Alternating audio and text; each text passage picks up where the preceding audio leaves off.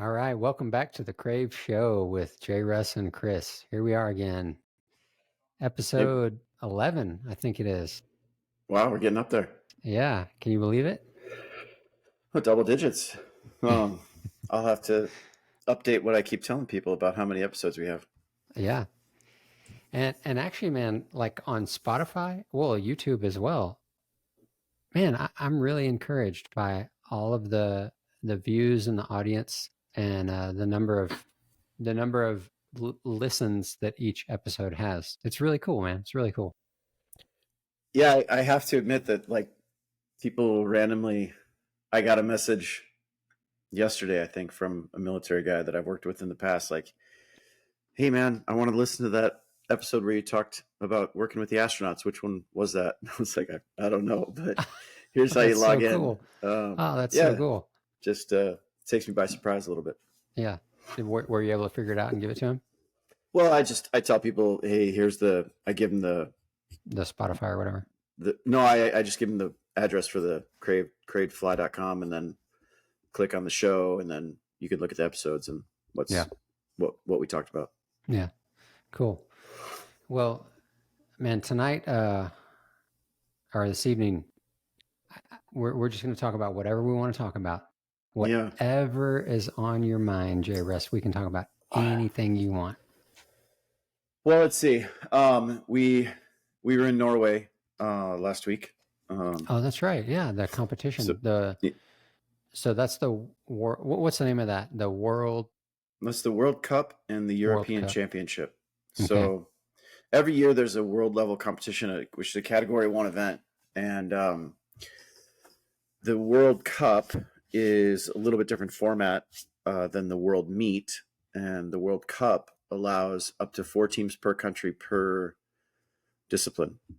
So there were 3 U.S. 8-way teams. There were 2 U.S. women's teams. There were, I think, 3 U.S. 4-way men's teams, 2 VFS teams, 2 artistic teams, and we didn't have a single free fly team, which is kind of a bummer.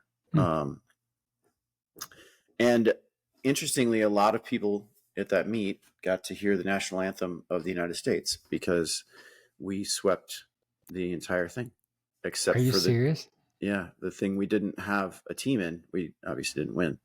That's the only event we didn't win was the freestyle? Yep. Dude, that is awesome, Jairus. Yeah, it hasn't been like that for a while. In fact, when I first started going to the World Cups, I think 2011 was my first one. We were not only the only VFS team that showed up, which was really a bummer because it was our first time getting a 20-point average, which is kind of a milestone for a formation team, especially vertical. And nobody else was there. And I ended up taking. I've been trying to push for years and years. I've been trying to push for at the World Meet, only 1 team is allowed from each country, except in the two-way free fly, I think, or maybe the artistic. I think it's two-way free fly, but they were trying to encourage development, so they allowed for a second team to come from each NAC, which is the National Association or something like that.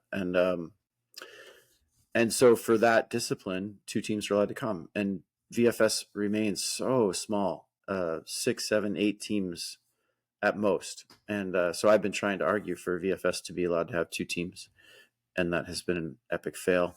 I've not been allowed to do that.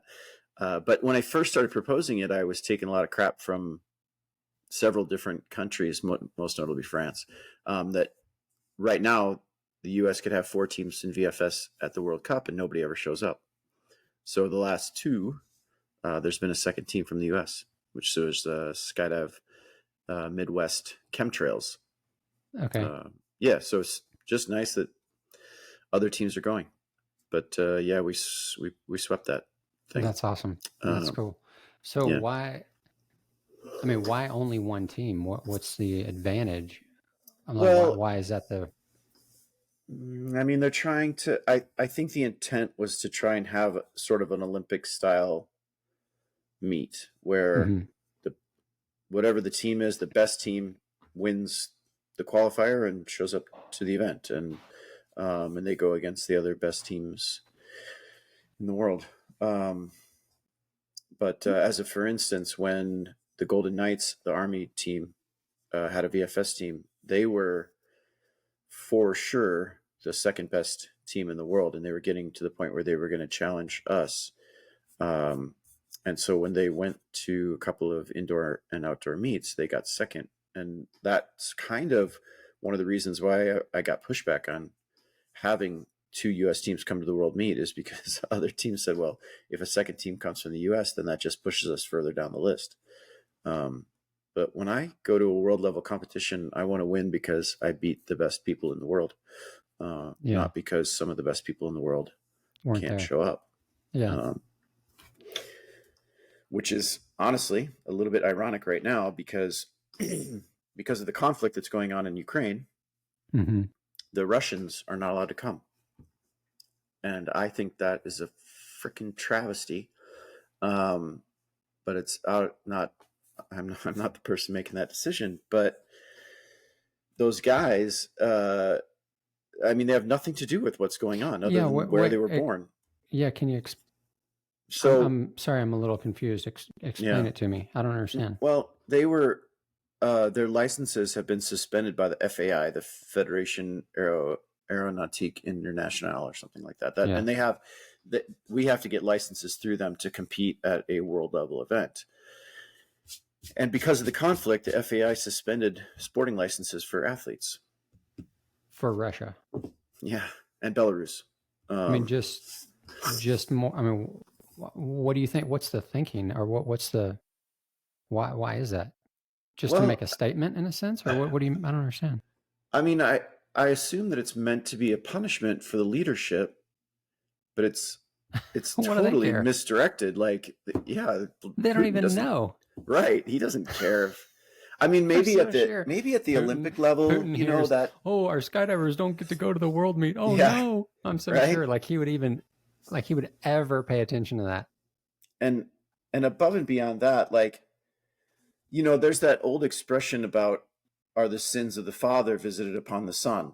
Mm-hmm. And you know, I mean, that's getting into a bigger philosophy maybe, but I want to be responsible for the things that I do. And I think other people would like that same consideration. And like, as a, for instance, I voted for Obama back when he was elected, and he bombed Syria, which I didn't agree with at all. And I voted for the guy, and I feel like my vote at least meant something. And I have no power over that. I can protest safely, probably, in the streets or in Washington. I could have protested. I could have done things to express my dissatisfaction with that decision. But the Russians, there's no vote.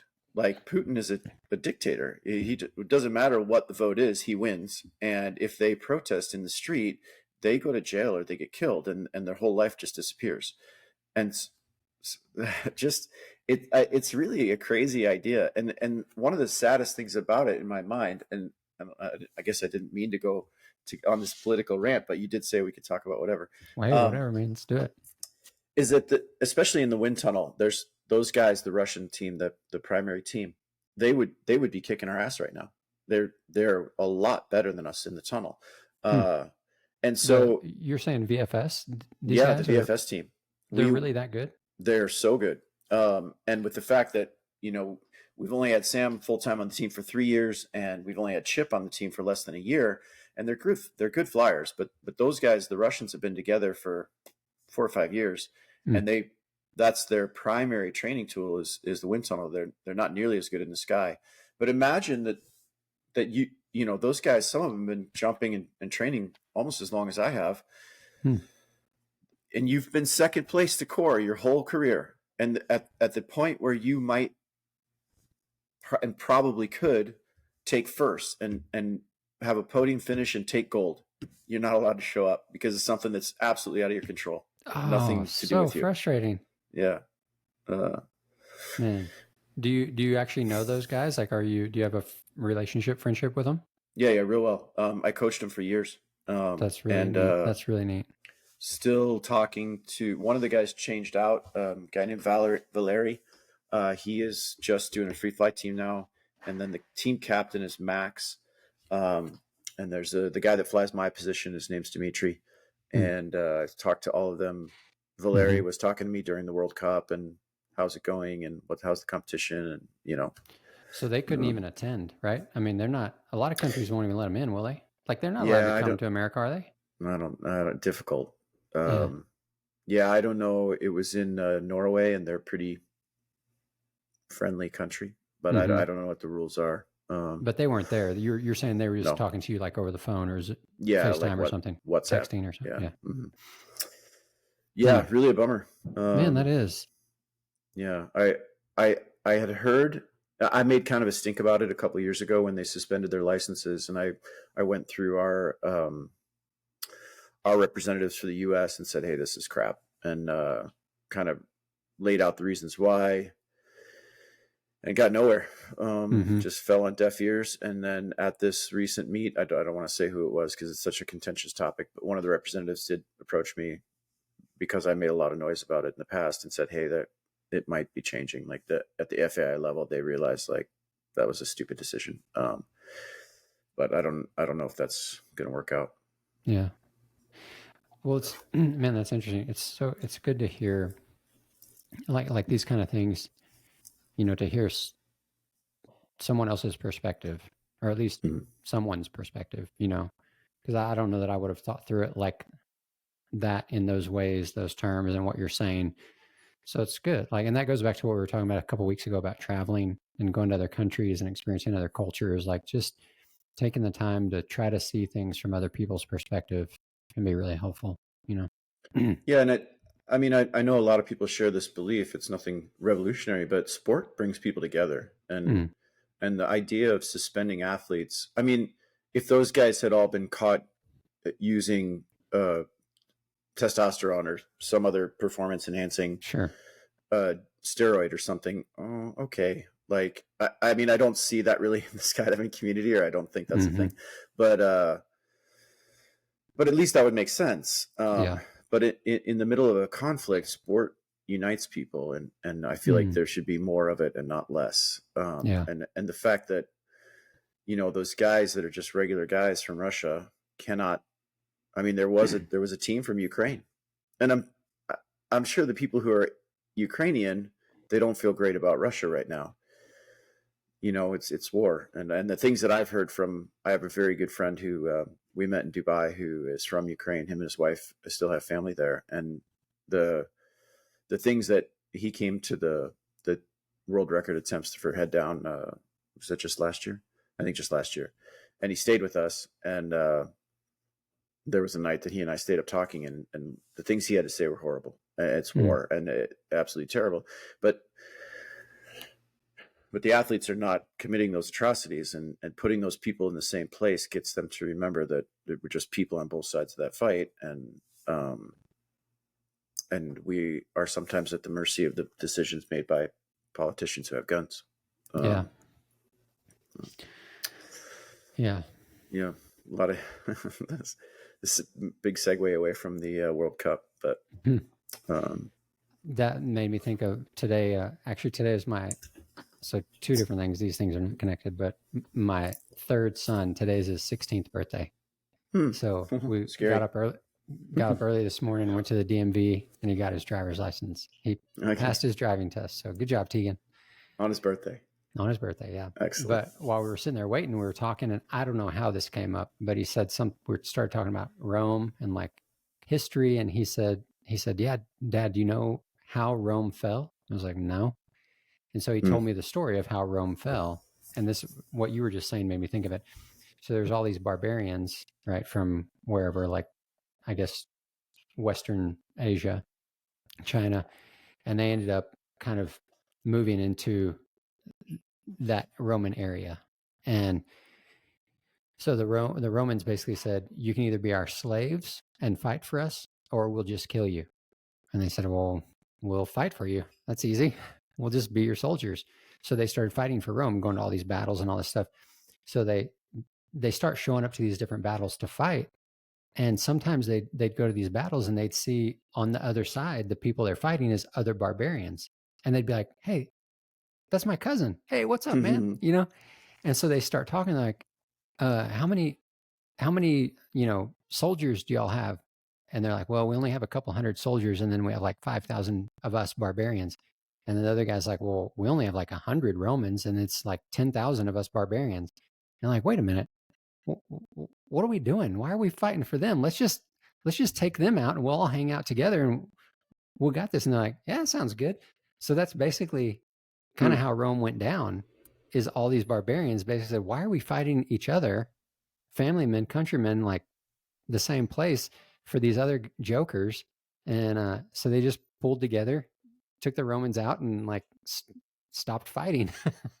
So maybe it just made me think of it when you said that, like fighting for things that you don't even know about. And I don't mean to get, yeah, I don't want to get overly political or anti-war, anti-fighting or whatever. I'm not trying to get into that at all, but it is weird when you Yeah.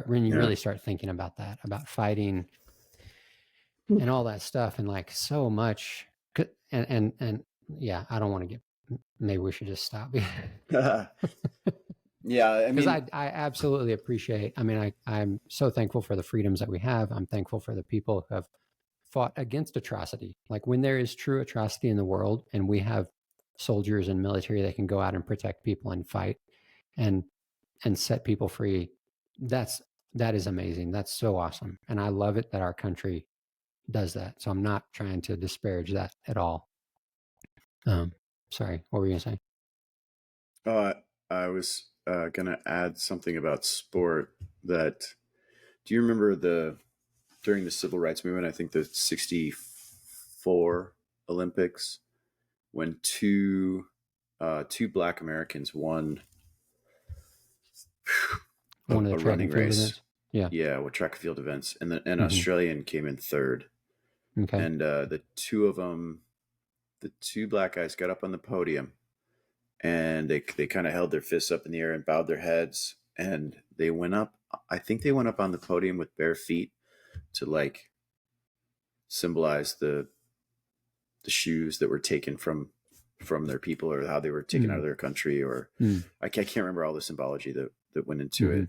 But it's a very powerful image, and it it was right in the middle of the civil rights movement, and it had a big impact back in America.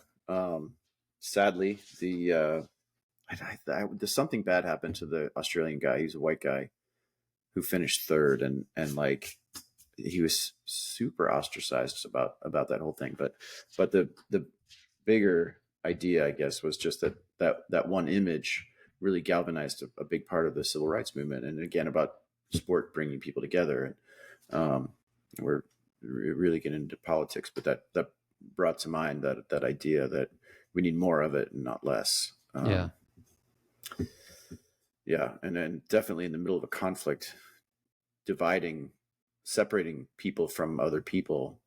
I mean, yeah, I could go on about this forever. I like reading about history, but and then actually, when you were saying that the barbarians got together, during World War II, that there was the Christmas Day Armistice, I think it was called, when like Mm-hmm. German and English troops got out of the trenches and went over to the other guys and shook hands and sat down and talked and shared a drink, and it was like the officers were trying to stop it, and they were just like, man, piss off. We're just gonna talk to our boys here for a little while. And just the same kind of idea. Like, what are we doing right now? Like, Yeah, I man. was over at your house, 6 months ago, and we had dinner, and now Mm. we're shooting at each other. Yeah, yeah, you can go down some deep rabbit holes in this stuff. Yeah. Yeah. But anyway, I'm going to get back to the drop zone and skydiving stuff, because I wanted to say the meet was at Voss in Norway, and Mm. just outside of a little town called, or we flew into Bergen, and then Voss is the town, and then Skydive Voss is outside of Voss. Um, and to anybody who's not been to Norway, that was my first time. It was amazing. It was so great as a drop zone. Like we pulled in, and there's this grass parking lot it was raining, as it always does. It's super muddy, and you walk through this like hobbit village to get to the drop zone. There's like chairs hanging from the trees, and there's There's like tree houses everywhere, and we're just dragging our skydiving rolly bags through the spongy forest, and we get up on the little deck, and there's a sauna and a hot tub and a little workout area, and then we're just kind of looking around like, well, we know we're in the right place, but I haven't seen anything like an office yet. And there's we walk past a climbing wall, and finally we get to the office. It's right next to the kayaking shop. If you want to go on the river, that's right next door. And like this drop zone is what it reminded me a little bit of Skydive Chicago, because there's a lot to do in addition to skydiving while you're there. But it was, man, what a cool place. Yeah, if you get a chance, that's a good drop zone to go visit. It sounds awesome. Yeah. Sounds very cool. Yeah. And we had atrocious weather the whole time, and somehow we got all of our rounds done. Atrocious as in rainy? Yeah, rainy, cloudy. They were the drop zone like manager and meet director, who was from Norway, were just absolute ninjas on getting us up in the air and like looking at a camera that's looking at the fjord down the valley, and if there's good weather there, it's going to be with us in a half an hour, and it's raining on the ground, and they're making a 10-minute call. What? Okay. And were they right most of the time? Yeah, they were right. And we'd be climbing up through clouds, and guys, I'm not jumping through a cloud. Yeah, this ain't working, man. Man, the landing area is not that big, and it's mountains all around and trees, and then we'd get right over the top, and hey, I can see the drop zone. We're good. Let's go. It was great. That's cool. Yeah, that's super cool. Was it windy or not really? No, I didn't. I mean, there was wind every day, but I wouldn't have called it super windy. Yeah, just a little breeze. 5, 8, 10 miles an hour. Yeah, just what you want. Yeah, and we had 7 teams in VFS.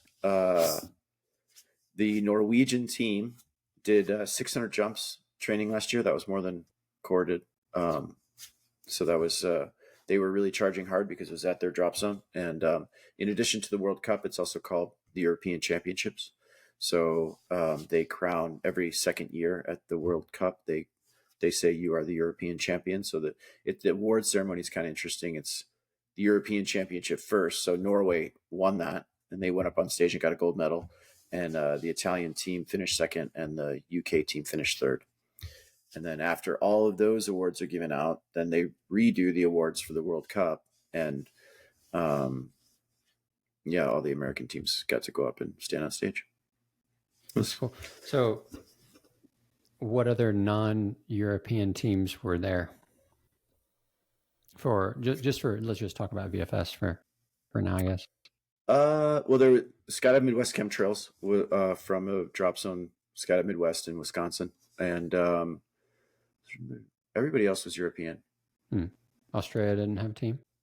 They do have a team, but one of their guys, TGS Tim Goldsby Smith, had a shoulder surgery, and it didn't go very well. And so I think he had another shoulder surgery to repair what happened in the first one, and then he's out for quite a while. And he's not my age, but kind of a little bit older guy, probably in his late 30s, and so healing up doesn't go as well as it used to. No Canadian team or teams from South America, Mexico, anywhere like that? No. Canada had a team at one time with 3 brothers, the LeMay brothers. I don't know if I talked about this in the past, but I think you mentioned them. They were super talented guys. I mean, they still are. They just aren't competing at VFS. I did see one of the brothers when we were in Norway. He was staying at the same place we were. Ben LeMay, who does he works for Fly for Life now, and Martin LeMay is one of the other brothers, and he works for Flight One, teaching military guys canopy stuff. And then their other brother's name was Vince, and he is, I believe, an airline pilot now. But at the 2016 World Meet that was in Chicago, they competed in FS and finished 4th, and they competed in VFS and finished 2nd, which has never been done other than them. And I mean, that's 4th in open at the World Meet is a crazy accomplishment on its own. And then to be able to also do 2nd in VFS is insane. But they moved on in life. So we had the US, 2 teams from the US, Norway, Italy, the UK, Netherlands, and Sweden. So just the two teams from the U.S. weren't part of the European Championship. And interestingly, after the meet, one of my favorite things is that there is like a jersey and a jacket exchange. And so, I have a USA jersey that has my name on it, and somebody will say, "Hey, do you want to trade?" And I have some really cool jerseys. Like,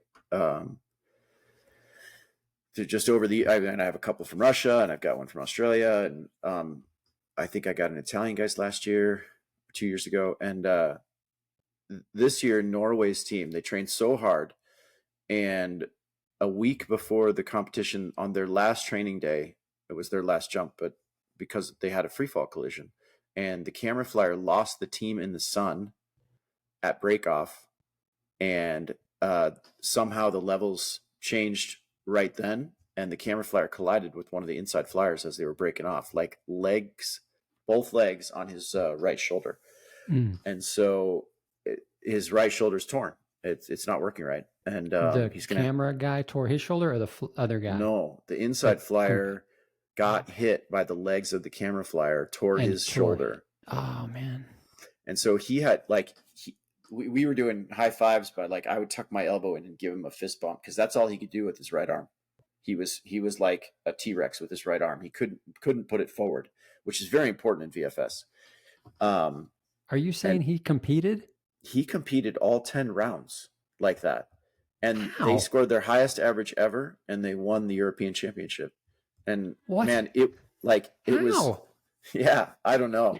Do you know what he tore? Like a labrum, or what was it? Something on top, or I don't even know if they haven't done an MRI yet, but I mean, for sure it's messed up in there. Oh my gosh. And so at the award ceremony, he asked me to trade, and I almost got teary-eyed. I'm like, yes, I'll trade with you. Like, I should definitely be asking you, because you are a champ. Like, I couldn't believe it. He could have easily sat out the meet, and he did all 10 rounds and the highest points in a meet they've ever had, and won the European Championship. Like, just a super inspiring effort. It was cool. That's really neat, man. Yeah, Andre Bach is that guy's name, from Norway's team, Blue Pelican. Wow, very cool. That's awesome. Yeah.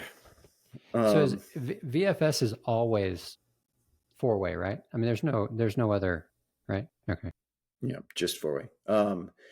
The event that was that's similar, but not the same, as MFS, and that's a 2-way event with camera outside.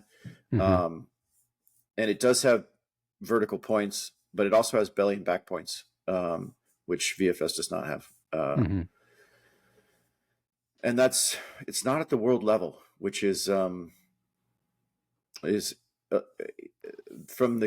creator was Andy Malchiotti. We've talked about this for sure, I think. And it's been a little bit of a frustration for him to not get it at the world level. Them saying, well, we needed more NACs to support it, and him saying it needs to be at the world level before the NACs are going to support it. And blah, blah, blah. So, but yeah, VFS is always 4-way. And weren't because we were talking about MFS some other time, and one of the things I thought I remember you saying was just how the challenge especially for the camera guy, to keep up with all the speed changes, right? I mean, you're constantly changing fall rate, right? I mean, that pretty significantly, I would imagine. Yeah, very significantly, like 40, 50 miles an hour potentially. And you have to film the vertical parts from your feet because of those transitions. So you have to be doing this massive carve, because they don't stay on heading, while you're head up, which is in itself really challenging, keeping them in the frame, and then going head up to belly and then back to head up. It's a really challenging, probably the most challenging camera flying you can do. Have you ever done very much MFS? I've done a little bit of the inside flying, and then my teammate Sam and Chip did a team a few years ago, and I filmed for them, and it was hard. Yeah, it was a challenge. Yeah. I mean, I kept him in the frame. I think I don't think we ever lost him out of the frame, but I was working hard. It was challenging flying for sure. But I bet it's fun. I mean, that challenge I bet is really enjoyable. Yeah, I mean, you're looking at it like, okay, guys, bring it. Here we go. Because it's like you got to be on your game for sure. Yeah. Yeah. Yeah. That's cool. So let's see. That was the World Meet or the World Cup. Sorry. And I don't know if we want to keep talking about competition, but I love competition, so I'll keep going. U.S. Nationals is coming up next month, and that's in Rayford at the XP Drop Zone. Mm-hmm. And I got asked by a couple of belly jumpers at Skydive Chicago, Chuck and Sally Finley, who are super nice couple that are always doing belly stuff at Chicago. They asked me to do a tummy team with them. So I changed my flight, and I'm gonna stick around and do a belly team with them. So don't you need one more though? I mean, don't you have to have 4? Yeah, they had everything. They just they have needed, another person. You're number 4. and a camera. They just needed one inside flyer. Gotcha. And they've asked me to do so many things in the past, and I just never can. I never have the time. And but this time I looked at the calendar and I didn't have anything until after their event was over. I had like 5 days free, so yeah, doing a belly team. On VFS, you don't wear booties on VFS, do you? No, right? No. But on belly, on this one, the FS team, you will, won't you? I will. I'll have to borrow one of the guys I think from the Chicago team, Rhythm, is going to give me an old belly suit, which is going to be funny because I don't wear booties very often. Yeah. My first couple thousand jumps were competitive belly, but that was a while ago. So it'll be a learning curve. Yeah. Every year, Doug from Rhythm has a 100-way event, and every year somebody's not there on time or somebody's not coming, and he's like, "Russ, we need you to fill in again." And so usually they just stick me way on the outside, and I can wear a free fly suit, and nobody cares. Yeah. Did I tell you these stories? No, because I think this is a hilarious story. So the first year that I did it, it's a lot of the same people. Every year it's the same people. And the first year, Doug asked me to fill in, and I said, "Do I have to wear a booty suit, or can I just wear a free fly suit?" And he's like, "Yeah, but it's going to go pretty slow, but you can just wear free fly because nobody's talking on you." And so I took a suit from our old camera flyer, Johnny. He's a little bit bigger than me, and it was pretty baggy. And I thought, well, I can't go low with this suit. It'll be okay. And I show up to the dirt dive, and I'm wearing my free fly suit. And I just, was just walking, and I dock on the guy that he turns around and looks at me, gives me kind of a funny look. And we get over to the loading area, and I'm the third to last diver out of my otter. And a couple of the belly guys come over to me, and they're like, "Okay, here's what you need to be thinking about when we're taking the plane right up. And here's what you need to be looking at in the formation. And you're docking on this guy. Look, he's got a red helmet and a blue rig, and he's got grippers that are yellow. And you need to focus on that guy. And that's who you're docking on." And so they're kind of looking me up and down. I'm like, all right. Yep. I was there. I mean, I just said, okay, yeah, I'm there for the dirt dive, and I've been in a bunch of big ways. I'm not saying anything. Like I'm not a big way belly guy. So yeah. Anyway, we're gonna go out, and they're telling me the whole plane ride up. They're telling me stuff and how to exit the plane, where I should be looking at, and if I flip over, this is what I do, and blah blah blah blah. After a while, I'm just smiling, like I don't know what else to do. I have no interest in giving these guys my bona fides, but like it's getting excessive, Yeah. And so I think that if belly flyers could backfly, the approach would be way easier. It's hard to do in a booty suit, but because when you leave the plane and the formation is way behind you and below you, when you go out on your belly, you kind of scorpion, like your booties catch all kind of wind, and you scorpion over, and then you kind of settle down, and okay, now I can dive. But you're trying to like look over your eyebrows as you go really steep. And if you're on your back, you just lift your chin up a little bit and you can see the whole thing. And it's a much better approach. Sure. So I didn't disagree with the guys when they were telling me what to do, but then when it was time to leave the plane, I did what I wanted to do, which was rolled over on my back and approached. And so everything went okay. I got to my slot, and the guy in front of me docked. I docked on him. We built and blah blah. And so we go to the next dirt dive, and those two guys and the guy that I docked on are now a 3-person group that want to talk to me. The first guy, the guy that I docked on, is like, "Man, you were there pretty quick." I said, "Okay." He's like I docked, and then you docked him like right then. And in my mind, I was like, "Man, you took a long time to get there." Yeah. But okay. What were you waiting on? And then one of the two guys who had been lecturing me that whole time, he was like, "Did you leave on your back?" Yeah. And the third guy's finally like, "How many jumps do you have?" It's like, 20,000. so now the funniest thing now is that I guess they told this story to Doug, who's the organizer, and he was like, "Guys," and so now every time I see him, it's hilarious. We all laugh. It was a great experience. And hey, Perry, and that's so great. Great group of guys. But, that's so awesome. It brings us a chuckle every time. That's so fun. I don't know how I got on that story. Yeah, that's good. Yeah.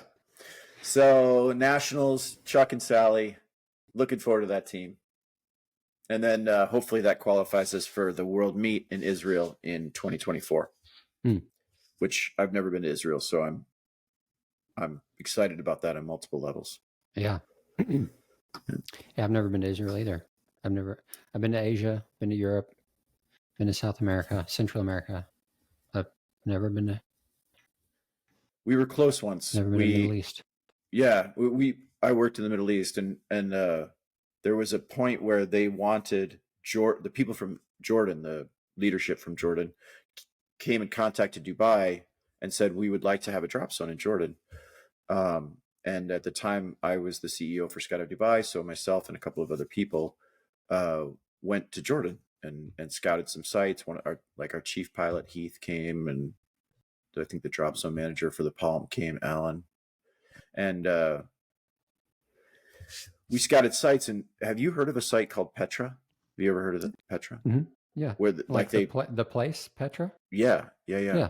Man, we got to go see that. And if for anybody who doesn't know, you should look this place up. But it's like this series of basically deep cave, like steep wall ravines, and then cave homes and icons that were carved into the rock, and like just this super crazy site. Yeah, Petra. I think that's where they filmed the Indiana Jones and the Last Crusade. I think that's where Petra. I think that's where that was filmed. There's been a few movies. You're talking about the one. It's all the sandstone, and there's like amazing, like almost one of them almost looks like a temple or something. Like and it was lost for so long, and then some British guy like, "I know it's out there. I'm just gonna go look," and he found it. So anyway, in Jordan, we got to go look at a bunch of sites, but they took us to the Dead Sea, and we actually were the first people to ever skydive at the Dead Sea.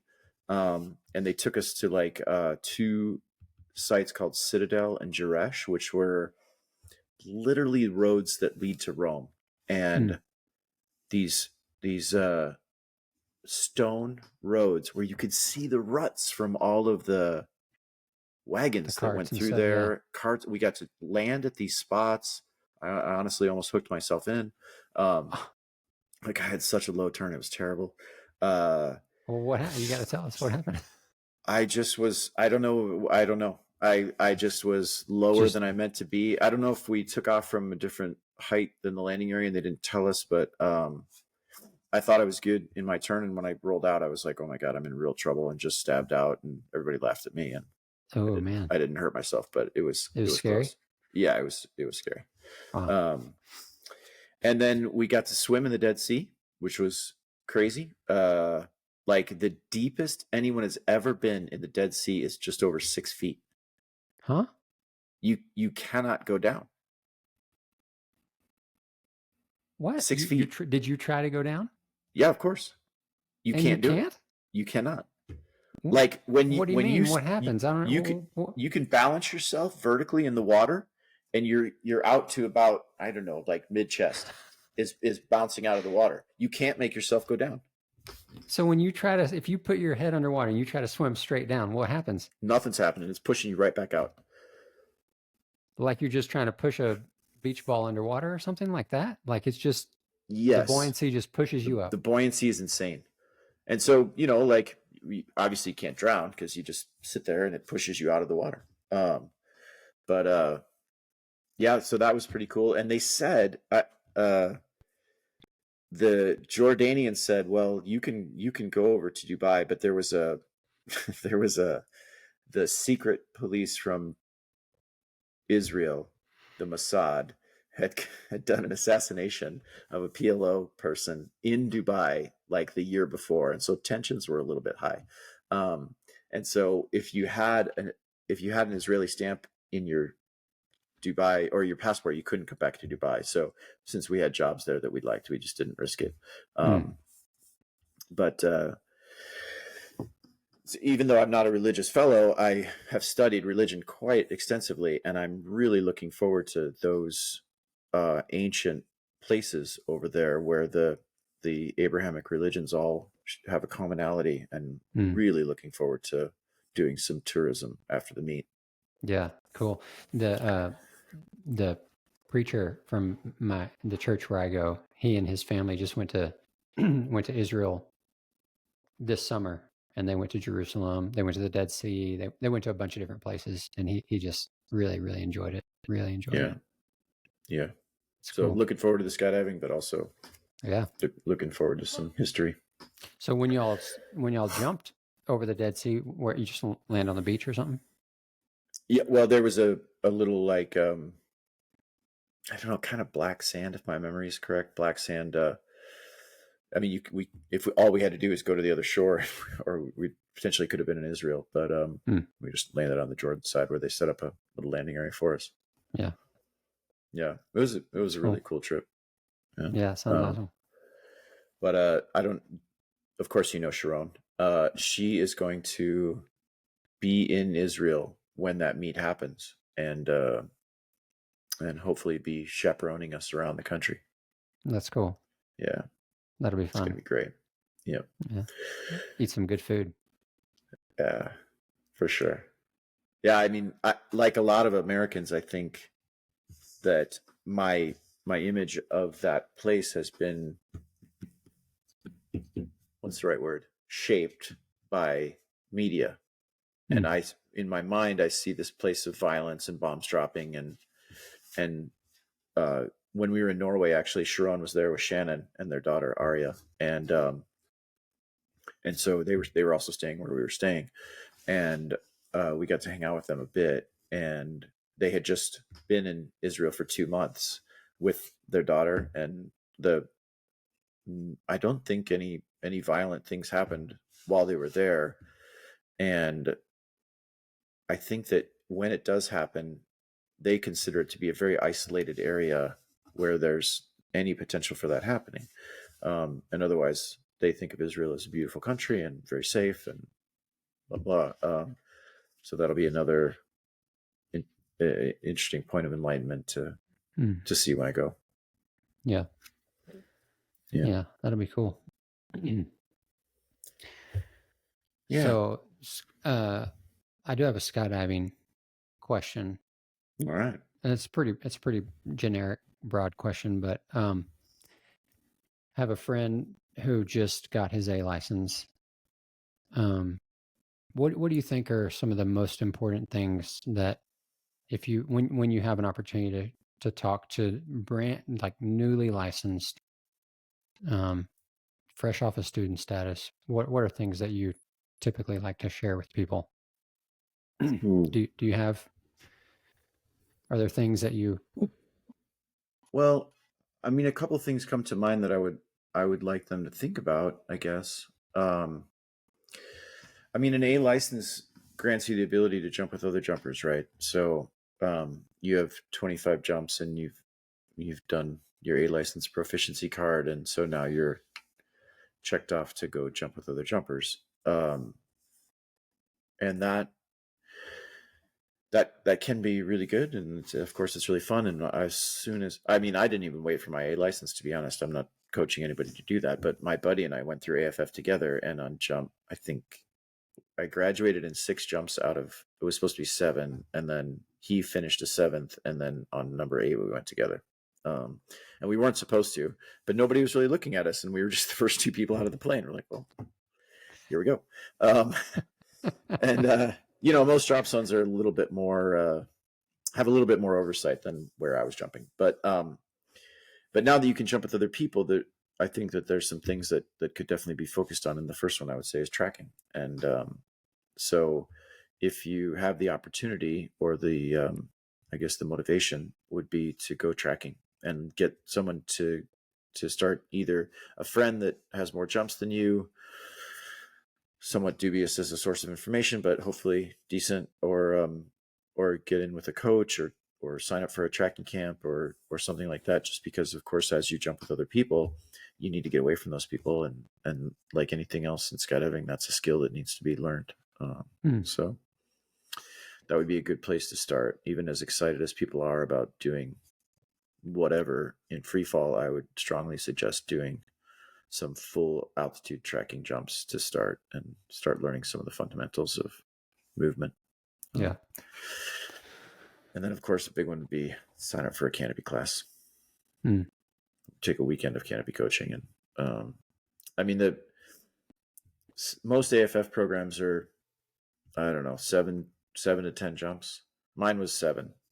And as I think back to that, that's okay, 7 jumps. That's the extent of the teaching that I got. And okay, go off on your own. And at Scout of Chicago, it's the program is called AFP, and that one I think is through your A license. You're with a coach, and jumping with them the whole time. And there's objectives and skill set stuff and canopy stuff, and so it's a much more thorough approach to the things that you're going to need. But still, it's 25 jumps. And so I know that at some point we got to kick people out of the nest, but a regular AFF program of 7 jumps seems like we could maybe do more. Yeah, I like the way some drop zones do it. Spaceland does it something like, I'm probably not going to get it exactly right, but like when I did the A license in a week, and this was, I mean, granted it was 12 years ago or however long ago, 10 years ago, but I felt, it seemed like I had an instructor with me the entire time. Like, I know that it wasn't all 25 jumps, because I do remember at some point it was kind of like they said, okay, now you have to jump by yourself, but I want to say at least through 18, jump number 18, I thought I had an instructor with me all the way up through 18. And even though I didn't have to repeat any, not like I made mistakes or did something wrong. It's just, they had someone with me. And then at 18, I think that was when I did hop and pop. So of course my instructor went with me and filmed my exit, but didn't jump with me, Sure. And then I think 19 through 25 is like, okay, you have to jump by yourself on these, something like that. But I liked that. I liked feeling like I had an instructor with me and watching over me every jump all the way up to 25, Yeah. I think that probably for most drop zones, and maybe for the people as well, it gets to be kind of a cost benefit formula of, your $200 AFF jump, gear rental, the cost of the coach, and a lift ticket and all that. Those are expensive. And then, for me, I think when I first started, I could get a lift ticket for $21, $20, something like that. And so that sounds great. I'll pay $20 and go skydive on my own. And it's all great until it's not. And if you, I don't know how much your program was, but if you can trim that $200 a little bit to, I guess nowadays it would be your lift ticket, the coach's lift ticket. So that's probably $70. A gear rental for the day probably works out to $10 or $12 a jump. So you're $82. And then a coaching fee of whatever, 30 or $40 is still 120, is better than 200. But it just seems so much better than sending people off with 6 or 7 jumps. Because if something does go wrong, then $120 doesn't sound too bad compared to that. Yeah. Exactly. Yeah. Yeah. I'd be curious to see what they're doing at Spaceland, because that sounds a lot like the AFP program at Scout of Chicago. And maybe I don't know what they call it. I seems like I just hear them saying AFF or AFP. No, STP. No, what's STP? That's Student different. training program. Yeah, I don't know. But I liked that. It felt really official, and it felt very directed and guided. And I mean, I also like a little bit of freedom and flexibility, but I think that comes down to like the personality of the instructor helping you feel like you can learn your own style and experiment and kind of try out some stuff. It doesn't have to be like dangerous. Did you have tracking in that? Do you remember? Yeah, a little bit, really not very much. I do remember one one of the jumps where I did not do well, and when we got on the ground, my instructor was like actually mad at me. Like that was the only time he got mad at me. Was we did the jump, and he's like, "Okay, when we get to whatever altitude, I don't know what it was, he said we're gonna break away, and you're gonna track for." I think he said he wanted me to track for 5 seconds, and then stop and pull. Well, I tracked like when you go back and watch the video, I tracked for like 13 seconds. Huh. And I went, not that I went so far away from him. That's what he didn't care about that. It was just that I did it for so long and I got so low before I finally pitched. When we got on the ground, he was like actually mad at me. And Yeah. it was really kind of, I mean, he did it in a very good way. It worked. He wasn't mean or rude, but he just was like, that is not okay. That is dangerous. Like, here, watch the video. Let's count the seconds. Let's watch on the clock. Like, he made a point to teach me, like, look, man, because he asked me first, he's like, okay, how long did you track? And I said, I think you told me to track for like 5 or 6 seconds. So that's what I did. It was like 5 seconds. He's like, no, wrong. Yeah. So, Yeah, but thinking about that now, don't you think that he was probably right to get mad? Like, you really got to impress oh, on yeah. somebody that, hey, you can't do that. No, absolutely. Yeah. No, he definitely did the right. I mean, look, I mean, I still remember it. Yeah. It landed. He did what he was supposed to do. He wasn't mean, but he got onto me, and that Yeah. was his job. That was his Yeah. responsibility, was to not let me get away with that crap. Yeah. Sometimes you got to make that point. But I Yeah. mean, yeah. Have you ever had a cypress fire? No. No, I haven't either. Uh-huh. Yeah, yeah. We probably talked about that a few episodes ago, but I couldn't remember. Yeah. So I did just want to point out, I hope this is okay, that for anybody who's listening, that we do finally have Justin on, I think, next week. He said he's good for the next week. And he's a PhD in education systems, university professor. And we are hopefully going to talk about the efficacy of video presentations when the video shows people doing things badly. And I think I'm pretty sure I'm going to show the video on the show that got this conversation going between me and him and another the belly flyer Steve Lefkowitz that used to be on Rhythm. And it was an angle fly jump that went wrong. And in my opinion, it's a very valuable video because it shows so many things wrong, and the guy didn't die. And so if he had died, then I don't want to show that video. But the fact that he lived and is made a full recovery and was able to give me permission to use the video for educational stuff, then I feel pretty good about showing it. But Justin feels that may not be very efficacious. So Not helpful. Not helpful. But then I collected. So I've shared this story so many times with a lot of different people, and two people had feedback for me. Not surprisingly, one is Sharon, who has a copy of the video and has shown it in her leadership courses, and then Andy Malchiotti, who's also going to be a guest in the next couple of weeks. Both of whom felt that to dismiss the learning opportunities from something like that is potentially a mistake. And for if not for, I don't even want to say it. I'm going to say it on the show. But anyway, that's where you can tell already I'm wound up about this show. It's going to be a good one. But Justin is great. He's a super mellow guy and very, very smart, educated, knowledgeable guy. And he'll probably tell me I'm wrong. Well, hey, ask him if he has anything that we can read or look over before the show that would be helpful for us to kind of learn more. I mean, not that I have tons and tons of time to do it, but I would try to get to it if it's something that would help with the conversation, give us some more information, like a study or an abstract or something. I mean, if there's something that he would suggest for us to read and look over, yeah.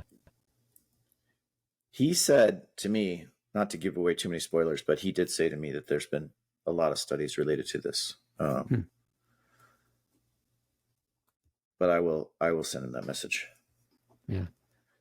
Do you remember like when we were, I say when we were little, because I think we're the same age. We're not the same age. We're not that far off, man. Okay.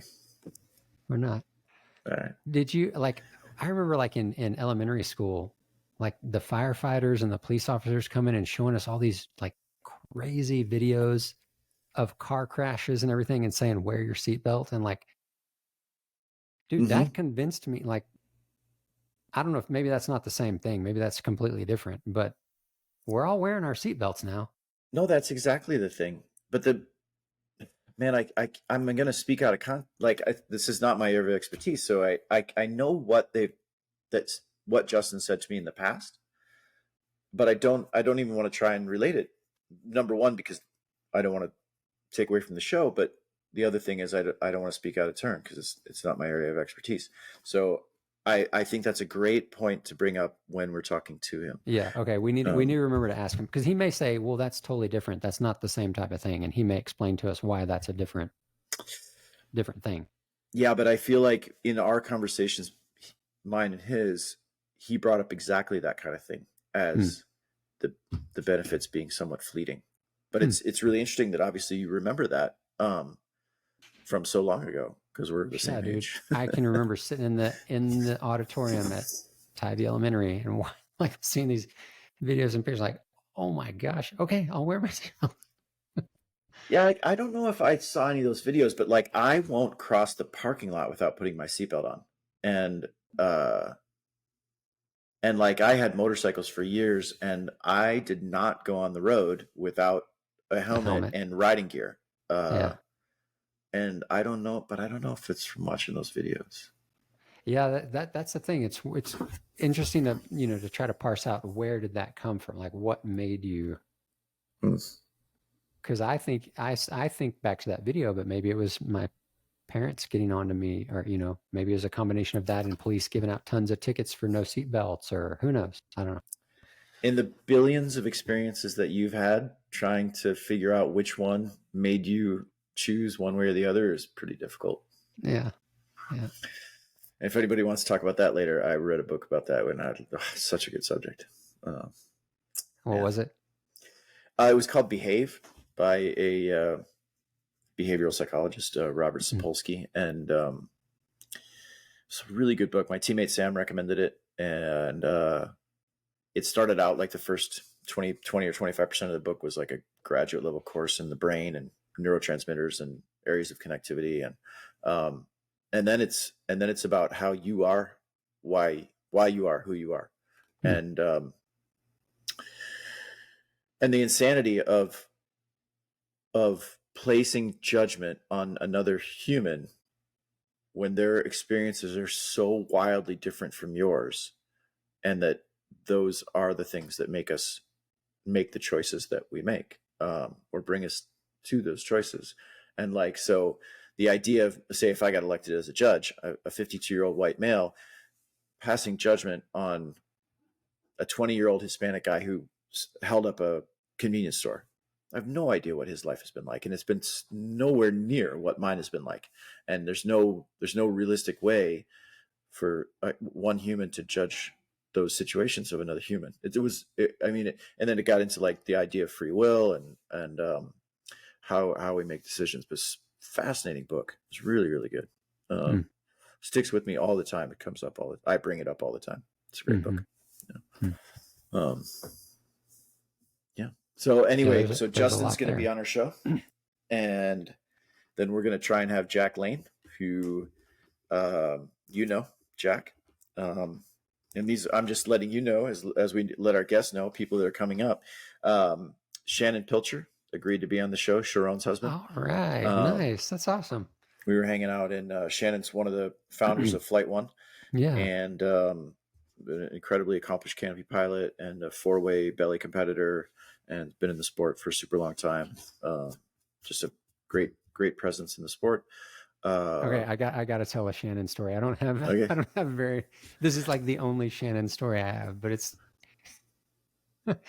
we were filming. I can't remember which course we were filming for Crave, and we were filming it in Florida, and it was at the end of the week, and we needed to do like one or two more scene. We needed to film like one or two more things, and so Sharon was like, "Oh, well, we can just film it at my house. Let's just go to my house. They have a really cool living room, and the pool is out. Like it's just a really cool space. Lots of natural light, and it's just a great space." So like, awesome. Okay, thank you, Sharon. So we go over there and we're filming, and I'm sitting there. I think I was on camera with somebody else talking to the camera, and everybody starts giggling. And I look behind me, and there on the sliding glass door behind me, there is Shannon's butt just pressed up against just pressed right up against the glass. Just it was awesome. Camera's rolling. That's the B-roll. Yeah, he wasn't in frame. Wherever he was, it wasn't where the camera could see him, but it was where everybody else could see him. And so, of course, we all thought it was pretty awesome. That's great. He's a great dude. Let's see who else. I have asked my team's camera flyer, Nicole Senecal, to join us on a show. She's a wild woman on an absolute charging rampage to be one of the best women in the sport. I would like to have Swati Varshni come on our show. She is one of the 3 women who are part of the. I'm going to mess this up. It's a project to put